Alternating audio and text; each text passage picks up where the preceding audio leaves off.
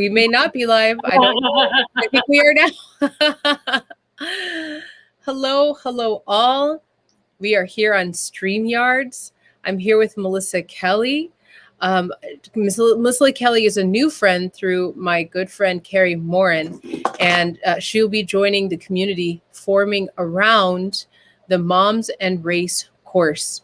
And we're doing this interview. We tried to do this on Zoom, but we couldn't quite work it out. So now I'm casting on StreamYards, and this is actually Melissa's running this to interview me.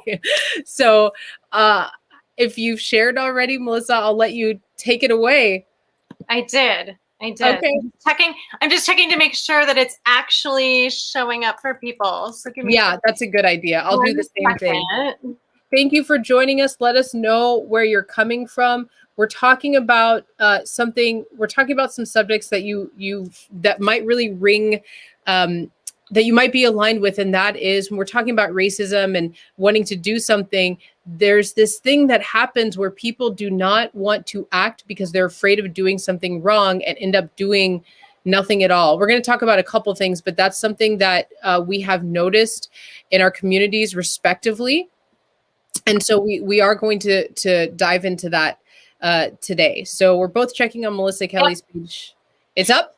It's up. Okay, awesome. Hello, welcome everyone. Thanks for joining me, but I'm joining you. But hey, we're together, and that's what matters.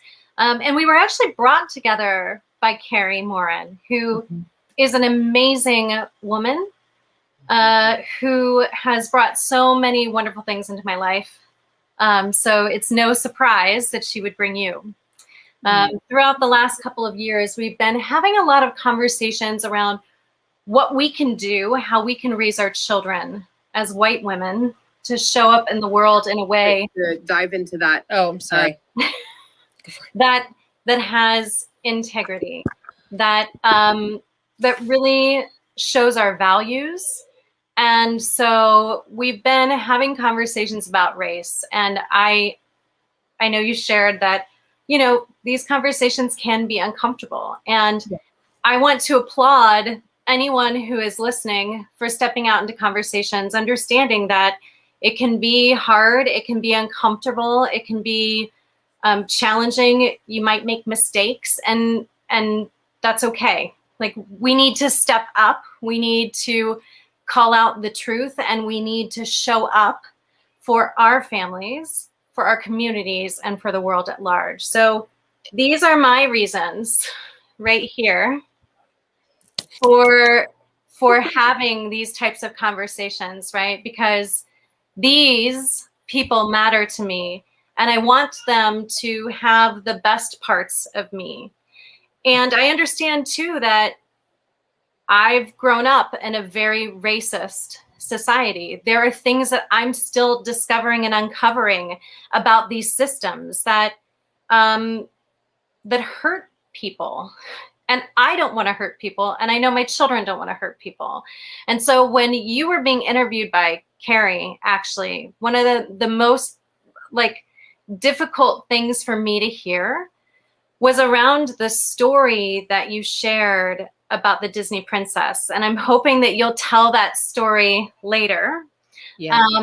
But this work that you're doing now, I'm most curious to find out, how did you get started? How do you invite people into this work? Yeah. So how I got started, the short of the story is, my work, the root of my work, what I'm initiated to do, what I'm here to do, what gives me the most pleasure is helping women create the life they want by being who they are. And that has to do with working with spirit. Sometimes it's about working with ancestry, depending on who you are, empowerment, self-care, understanding your own path, creating your own space, that kind of thing. And I had noticed that in the last 3 to 4 years that my own groups, my clientele, were talking about race and race identity and just general identity and questioning their space in the United States of America. And it was this opening to bring in this work that I've been doing, personal work, for, a lifetime basically, but work that I had not really created like program around or had as many courses as I do now around. And that is talking about race and race identity, and our race identity in terms of like ancestral legacy and also just where we live, the environment we live in. For me personally, I grew up overseas internationally. I did not grow up with a race identity. My parents are Creole from New Orleans. And so when they would talk about the United States, when they would talk about the United States, or when they would talk about a race, first of all, they didn't do it a lot. But when they did, it just seemed as foreign to me as just the United States seemed to me. I just did not grow up here as a child or as a teen in some of my young adult life. And so I grew up in an international community where like the idea of race was like just not on top. It was not, we weren't in a society that was formed around the way we interact with race here. So when I got here, it was like everybody, doesn't matter what color they were, was telling me who I could be or who I could not be, or what I was supposed to do, or what I was supposed to listen to or not listen to. Or, I would hear I get all these weird microaggressions like, oh, you don't sound like I talked to somebody on the phone and then they wouldn't believe it was me because I didn't sound like a Black person. Right. So I was just like, so I went through an identity crisis for over a decade trying to figure out like what all this was around race. And I had to do a lot of my own sort of self-trauma work. And I had to make some decisions about my own identity and really get strong and grounded about how I was interacting with race in the society around me. It's constant work. Right. So in the last 3 years, as my clientele and the people around me have really been focusing on it, and especially in the last year and a half, especially in the last 9 months, people have been wanting to go deeper into that work. I always teach from a spiritual perspective, from what's within, because I truly believe that everyone actually knows what to do and knows what to say and knows what it is that is sort of their lane when it comes to dismantling white supremacism, dealing with racism. They actually have it inside in their wisdom. It's a matter of unlocking those things, of opening the perspective, of showing the way. Everybody already has it. It doesn't matter what color you are. So I decided to bring out some of the courses that I thought I was going to release at the end of this year. I decided to change everything I was doing and start bringing them out starting in the summer.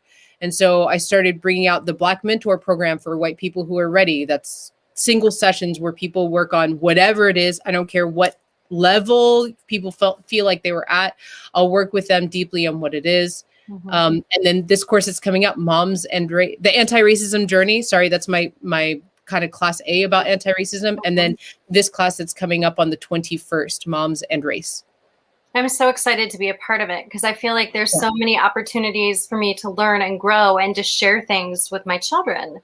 And so I'm curious what you would say to somebody who's maybe feeling called to the work, but really nervous around what this might mean for them. Yeah. So this is I want to acknowledge something about the atmosphere of education about anything about racism. And I want to say hi to all of you out there. I see there's like 10, 15 people out there. Hello, how's it going? I know I'm broadcasting on different places. Let us know you're here in the comments.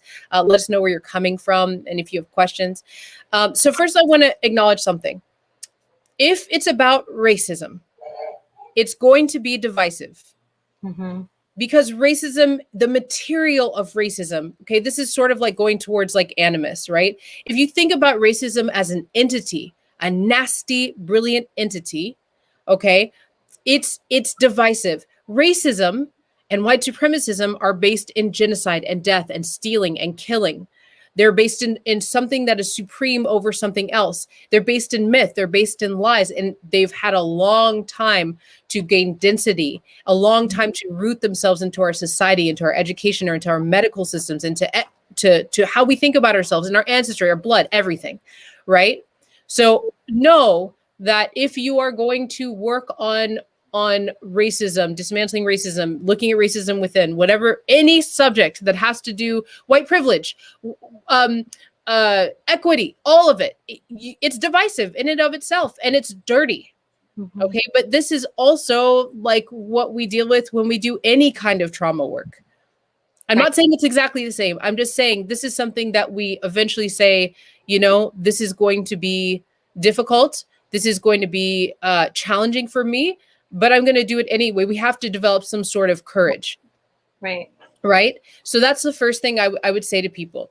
The second thing I want to acknowledge about the teachers, the courses, there's a lot of teachers and courses and thought leaders in talking about racism that are teaching healing that use oppressive tactics. They guilt, they shame, they gaslight, they use the tools of the oppressor against the people who are trying to end the oppression, who are trying to learn. So, and I see it all the time, and I see it happen in conversations. Sometimes it's not even from the educators. Sometimes it's just from people talking about this divisive issue, which is race. So know that I understand why there might be fear or why people might back off, is because all around us, we are seeing people who are maybe not as skilled at dealing with the trauma, the divisiveness, and the dirt that comes from dealing with these subjects. The last thing I would say about it is there are plenty of teachers, including myself, that are committed to, we don't use shaming, we don't use guilting, we don't use these tactics. Okay. Always look at it from a perspective of the answers are within me. I have what I need. It's just that I have to find it. I have to touch it. You are capable. If you are interested in these topics, hi, Carrie, I see you there. If you're interested in these topics, right? If you intuitively, if you feel if you feel like you want to make a change, if you're drawn to the topic, it means that your spirit and probably your ancestors are leading you there on purpose. You would not be interested, you would not be led there on purpose if you didn't have something to do with it. I do not mean that you have to go, and I say this all the time, I do not mean that just because you're interested in the topic that you in a year have to turn yourself into a freedom fighter on the front lines of a protest every time there's a protest. I do not mean that you have to read every single book on the subject on top of all the other responsibilities you have just living your life. That's not what I mean. Everybody has their own lane of their self-work and the work around them, right? So don't look as women, as moms, okay, as parents, we keep getting conditioned into holding the weight of the world on our shoulders, right? Also, it's that extra pressure because you literally have skin in the game. I mean, you have multiplied yourself and it's like extension of you that's out in the world, right? So there's this enormous pressure. Know that there's just this little bit that you're going to do that's going to have in your own anti-racist journey, okay? That's going to have ripple effects through what you do and through what you teach your children. You do not have to solve it all in a day. Baby steps that are consistent and able for you to reach is kind of the name of the game.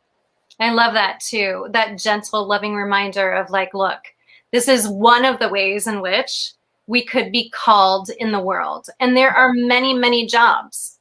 I mean, dismantling the system is going to take a lot of people doing a lot of different types of work. It's not all the same, right? And so finding your place there and making peace with what you can do and stepping into what you can do instead of feeling so overwhelmed, like, well, there's so many things to do. I don't know where to start. I don't know how to make it work. Well, this seems like the perfect opportunity for people to just give themselves the space to sit with their thoughts, on this, to figure out what's within them, to figure out how to take empowered action. And that's what I'm most excited about. You know, as a transformational coach, I see people all the time wanting to make change. Yes. And one of the most impactful things that we can do is let go of that guilt and that shame and the crap that keeps us weighed down. We can't rise up if we're weighed down. So I love your approach.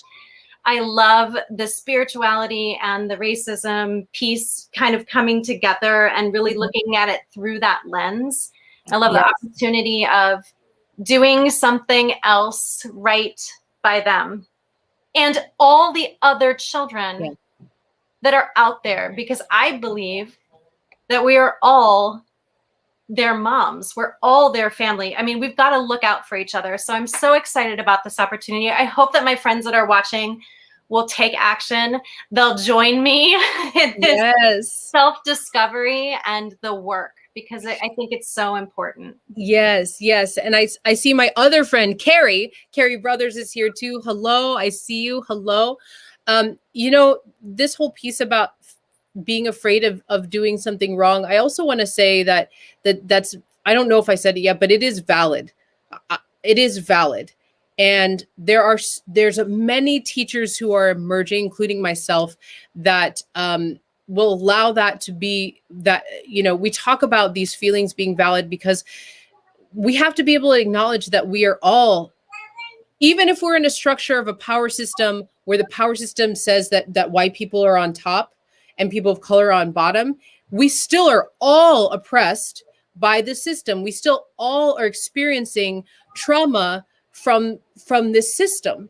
This system is psychopathic, okay? Like this, I mean, how could you not feel guilt? How could you not feel shame, right? Mm-hmm. So I just want everyone to know out there, yes, I understand there's a lot of stuff out there that will help you and support you in feeling bad about this.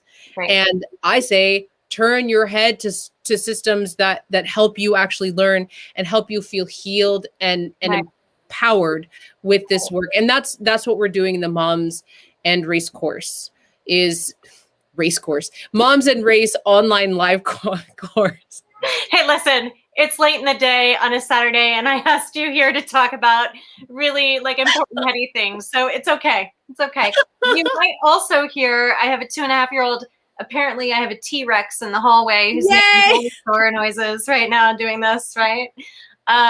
So thank you so much for your time.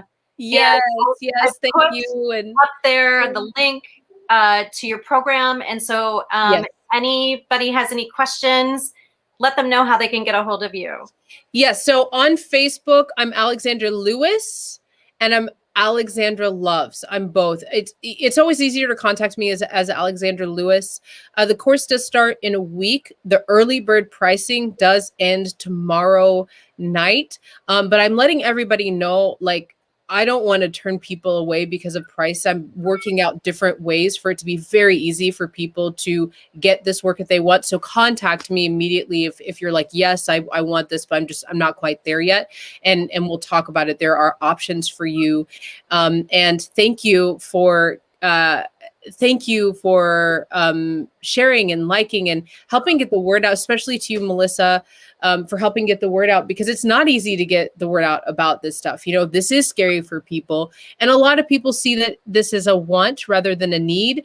But when we talk about what we're trying to dismantle here, like you said, it takes generations. And when we think about the pain that this is causing us now, and we take into respect, like that we have children coming up into this world and that we create the world through them, it is absolutely critical that we go as deeply into this work as we can.